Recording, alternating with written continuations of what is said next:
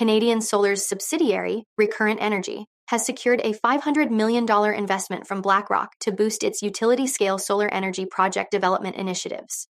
The deal underscores growing interest and confidence in the renewable energy sector, particularly solar power. The financial details of the transaction provide stakeholders with transparency and assurance about the company's growth trajectory and its robustness in terms of financial strategies.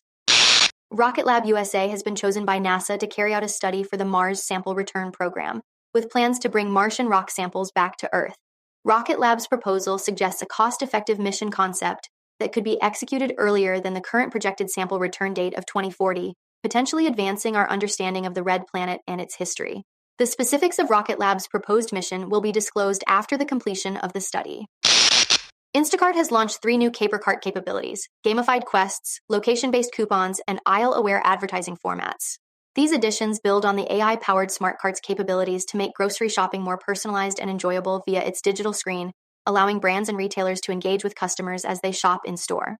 The new features will be rolled out to retailers such as Schnucks and Wakefern Food Corp, in partnership with brands including General Mills and PepsiCo.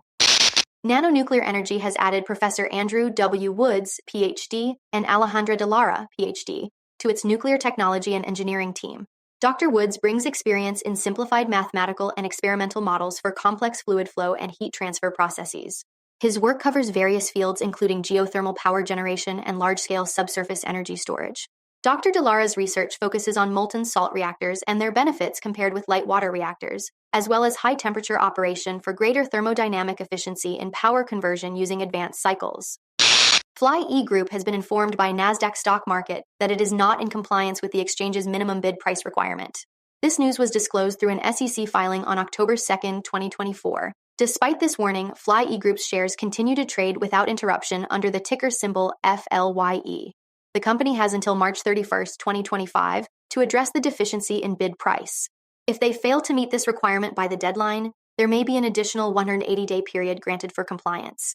Nasdaq will initiate delisting procedures if the minimum bid price is not met or an extension is not granted. However, FLYE Group can appeal this decision before a Nasdaq hearings panel. FLYE's recent stock performance has been negatively impacted with a 6.98% drop in the past week and an alarming 90.79% decline over the last 3 months, aligning with Nasdaq's notification on minimum bid price requirement. The company operates under substantial debt burden and may struggle to make interest payments on its debts, complicating efforts to resolve listing compliance issues. However, the expectation of net income growth this year could potentially provide some relief if translated into improved stock performance. For more on these and other companies, follow Ascencore. Thanks for watching and have a nice day.